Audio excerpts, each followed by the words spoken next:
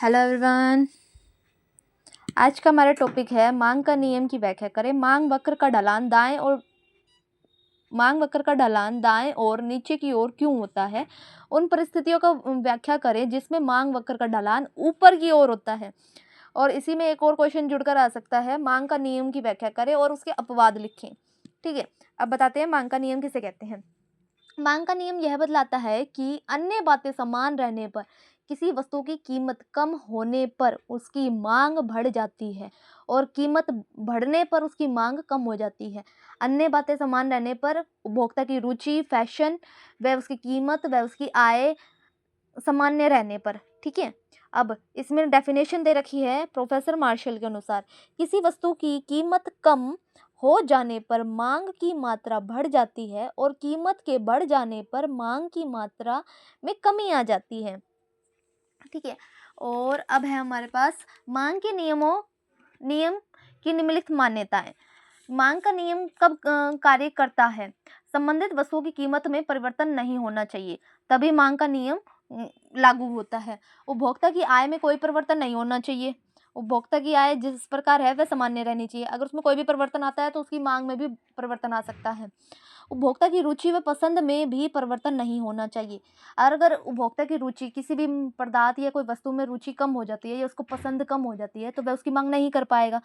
तो उसमें अगर परिवर्तन नहीं होता है तो मांग का नियम लागू होगा। उपभोक्ता द्वारा निकटतम भविष्य में वस्तु की कीमत में और अधिक परिवर्तन होने की संभावना नहीं हो। अगर उपभोक्ता ये जान जाए कि किसी वस्तु की कीमत में वृद्धि होने वाली है या कमी होने वाली है तो वह उसकी मांग में थोड़ा सा कंफ्यूज हो जाएगा, वह उसकी मांग नहीं कर पाएगा। अब देखते हैं मांग वक्र कैसे बनाया जाता है। हमेशा ग्राफ में आपने देखा रखा है कि यहाँ पर ओ लिखते हैं, इस साइड एक्स और इस साइड वाई। ठीक है, अब हम समझने वाले हैं मांग वक्र। मांग वक्र में ओ और एक्स अक्ष पर वस्तु की मात्रा दी जाती है और वस्तु ओ वाई पर हमेशा कीमत दी जाती है, प्राइस दिया जाता है। ठीक है, वस्तु की पी और क्यू पर कीमत है तथा ओ क्यू पर वस्तु की मांग है। ये आपको लिखना पड़ेगा, एक्सप्लेन करना पड़ेगा। वस्तु की मांग बढ़कर पी वन होगी तो वस्तु की मांग घट जाती है, मांग घट गई है। ठीक है, इसके विपरीत कीमत घटकर P2 हो जाती है तो वस्तु की मांग बढ़कर OQ हो जाएगी। ठीक है, ये एक्सप्लेन जरूर करना है। वक्र कैसे बनाना है, सिंपल यहाँ पे ड्रॉ करना है। फिर उसके बाद पहले बताना है कि कीमत में वृद्धि हुई है तो उसकी मांग कम हो गई है। फिर उसके बाद दिखाना है कि कीमत में कमी आई है तो उसकी मांग में वृद्धि हुई है, ये वृद्धि का है। ठीक है, और यहाँ पर भी वृद्धि का है। ठीक है, और यहाँ ये इस साइड से वृद्धि हो रही है और जबकि इस साइड वाली में कमी दिखानी है हमें। ठीक है, समझ गए।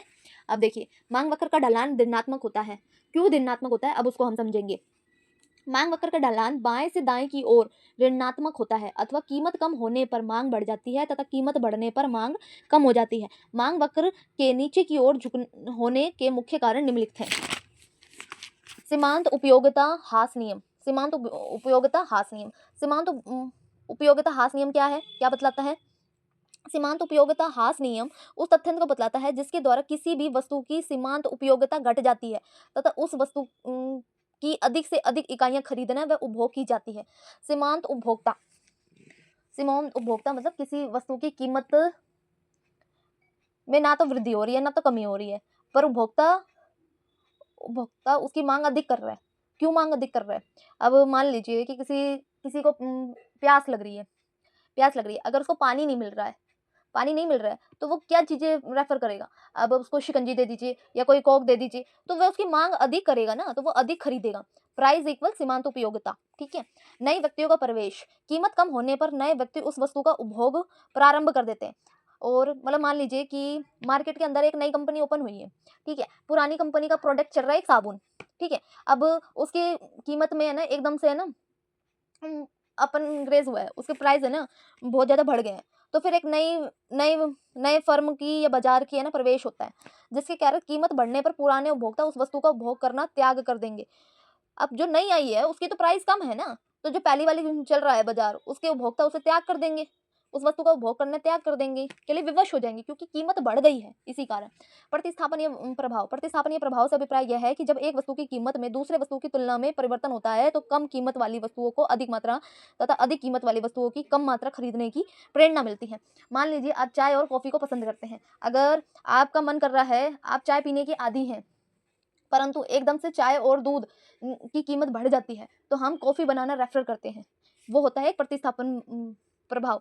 मान लीजिए आप पेप्सी और कोका कोला में किसी एक को ज़्यादा पसंद करते हैं, परंतु अगर किसी एक की कीमत बढ़ जाएगी तो हम उसकी जगह दूसरी कोई भी पेप्सी या कोका कोला को चुन पाएंगे। तो ये एक प्रतिस्थापन प्रभाव होता है, प्रतिस्थापन वस्तुएं होती हैं, ठीक है।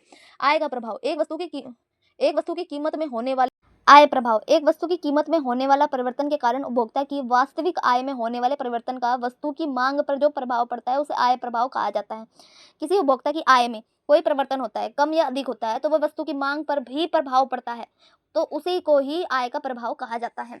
अब हम समझेंगे मांग के नियम के अपवाद या सीमाएं क्या होती है।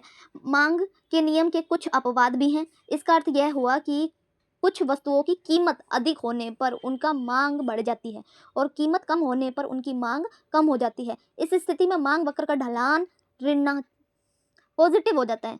पॉजिटिव क्यों हो जाता है? क्योंकि उस पर मांग का नियम लागू ही नहीं होता। अगर मान लीजिए कोई चीज़ है, जैसे कि आप ये समझ लीजिए, ये पेन है, ठीक है। अब ये लोकल पेन है, ठीक है, इसका कोई ब्रांड नहीं है, कोई नहीं है। अगर ये किसी ब्रांड के साथ जुड़ जाएगी तो इस पेन की कीमत कितनी ज़्यादा हो जाएगी। ये होता है कीमत का प्रभाव, पॉजिटिव प्रभाव, ठीक है। अब देखिए फर्स्ट में लिखेंगे प्रतिष्ठा सूचक वस्तुएं। प्रतिष्ठा सूचक विलासित की वस्तुएं होती हैं, जैसे कि हीरे जवाहरात, बड़े कारीगरी की मालकिन या कलाकारी। मतलब जैसे आप मान लीजिए एग्जाम्पल के लिए, अगर किसी हीरो की टी शर्ट पहन रखी है, तो अगर वो टी शर्ट किसी फैन को दे देता है, अब उसकी 3-4 साल बाद उसकी कीमत बढ़ जाएगी, क्योंकि वो टी शर्ट किसी हीरो ने पहनी थी, बड़े हीरो ने पहनी थी, इसलिए, ठीक है। तो वह एक प्रतिष्ठा दिखा लेती है। अगर आप किसी का ऑटोग्राफ ले लेते हो, किसी बड़े आदमी का, का, प्रधानमंत्री का, तो उसकी कीमत बढ़ जाती है, वो लाखों में बिकता है, वो करोड़ों में भी बिक सकता है। अब ठीक है, अब आगे इसके समझिए। अकॉर्डिंग टू वेबरलेन, जो वस्तुएं प्रतिसूचक होती हैं उनकी मांग तब अधिक होती है जब उनकी कीमत अधिक होती है। हीरे और जवाहरात समाज में प्रतिसूचक वस्तुएं मानी जाती हैं। इनकी मांग कीमत अधिक होने पर अधिक होती है तथा कीमत कम होने पर इनकी मांग कम हो जाती है।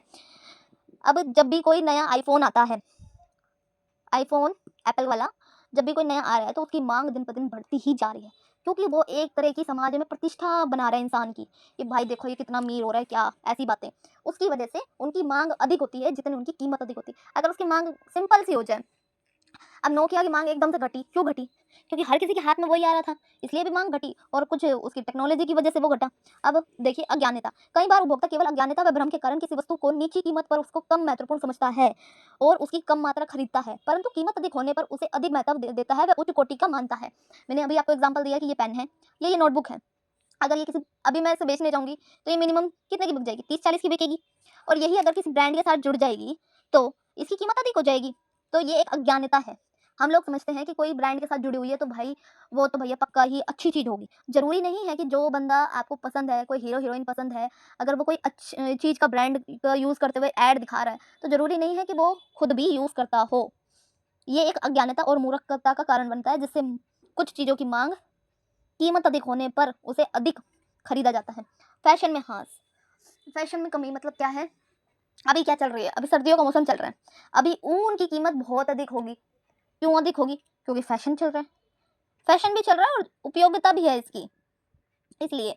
अब इसको पढ़ते हैं। यदि किसी खास वस्तु या फैशन कम या समाप्त हो जाता है तो वह सस्ता होता है, जिससे अधिक ग्राहक नहीं हो पाते, उसे अधिक ग्राहक नहीं खरीद पाते हैं। अब देखिए ग्रिफिन वस्तुएं व हल्की वस्तुएं। ग्रिफिन वस्तुएं वही हैं चीज़ें हैं।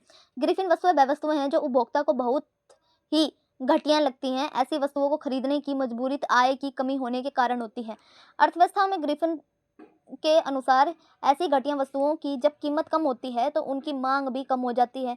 इससे तो जो धन बचता है उस पर व्यक्ति श्रेष्ठ वस्तुएं खरीदता है, तो इसे ग्रिफिन का विरोधाभास कहा जाता है। आप इसमें ग्रिफिन वाला भी लिख सकते हैं। ग्रिफिन वस्तुओं पर भी मांग के नियम लागू नहीं होता है। अब लास्ट में आपको लिखना है निष्कर्ष। निष्कर्ष में आप जो भी समझते हैं, जो भी आपको पूरा क्वेश्चन समझाया जाता है, पढ़ाया जाता है, उसके बाद आप अपनी मर्जी से निष्कर्ष कुछ भी लिख सकते हैं। अब जैसे कि ये है, अर्थशास्त्र में मांग का नियम एक महत्वपूर्ण नियम है, ये सब मानते हैं। यह उपभोक्ता तथा कीमत व वस्तु की मांग के संबंध को प्रकट करता है। अगर आप इसे 3-4 लाइन में भी लिख कर आएंगे तो आप एग्जामिनर पे बहुत अच्छा इंप्रेशन पड़ता है और वो आपको फुल मार्क्स पूरे के पूरे देगा। तो आप पूरा क्वेश्चन कंप्लीट करें। कोई भी अगर पॉइंट आपको समझ में ना आ रहा हो तो आप मुझे कमेंट कर सकते हैं और मेरी वीडियो को जरूर लाइक करा करें, सब्सक्राइब करा करें और इसमें आप मांग के नियम के साथ ग्राफ जरूर बनाइएगा। और ये 2 क्वेश्चन हैं जो मैंने आपको पहली वीडियो में भी बताए, मैं आपको इस वीडियो के लिंक को ऐड कर दूंगी। आप लास्ट में जाकर इसके लिंक को भी जरूर देखिएगा कि मांग होती क्या है, अगर आप इस चैप्टर को अच्छे से समझना चाहते हैं तो। Thank you so much guys, आपने मेरी वीडियो को देखा, सपोर्ट किया। Have a nice day.